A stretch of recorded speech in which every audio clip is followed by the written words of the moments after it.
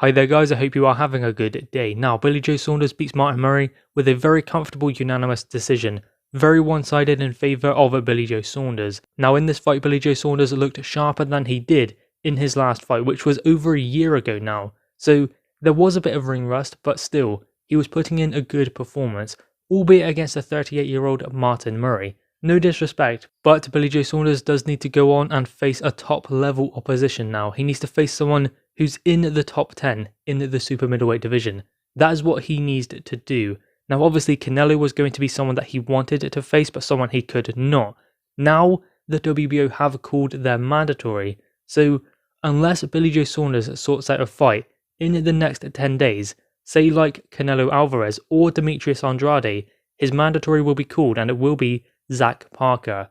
So Billy Joe Saunders has a short period of time to sort out his next fight if he does not want to face a mandatory, which in my opinion, Billy Joe Saunders does not need to face a mandatory right now.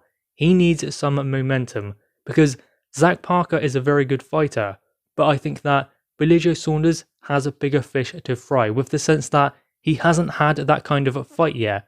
It would be fine if he had faced someone like Demetrius Andrade in the past 2 years, or someone like that, someone on that level, but he hasn't. So what Billy Joe Saunders needs is a big fight, not a mandatory defense. So if he can make a fight in the next 10 days, he needs to do that. And that's not necessarily just to avoid his mandatory in any sense at all. It's because Billy Joe Saunders needs to fight.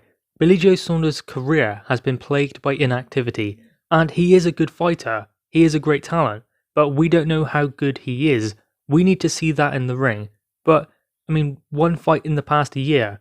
I know things have been going on, the pandemic and all of that, but still, regardless of that, Billy Joe Saunders is still an inactive fighter before that. So inactivity is going to be the biggest problem for Billy Joe Saunders. So if he can make a fight in the next 10 days, then he needs to do that.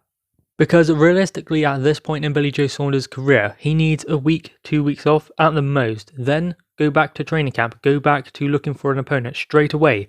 At this point in Billy Joe Saunders' career, being active is going to be the most important thing to his career, and the big fights also. If he can make a big fight with Demetrius Andrade or Canelo Alvarez, even try and get the winner of Smith versus Canelo, because that's no foregone conclusion that Canelo is going to beat Callum Smith. So go for the winner of that fight. I know that's not going to be easy because that fight is already scheduled, and I think that that fight happens after the 10-day window for Billy Joe Saunders, so fight Demetrius Andrade.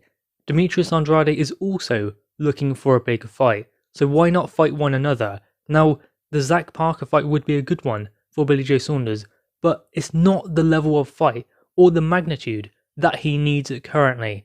Martin Murray, then Zach Parker, he needs something bigger than that.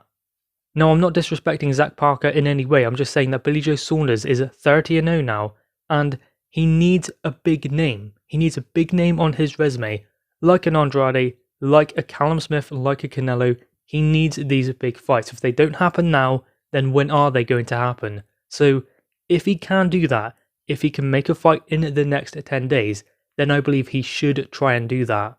Because he's getting some traction now, he's got a good unanimous points decision victory over Martin Murray, albeit a 38-year-old Martin Murray, so he does need a big name next.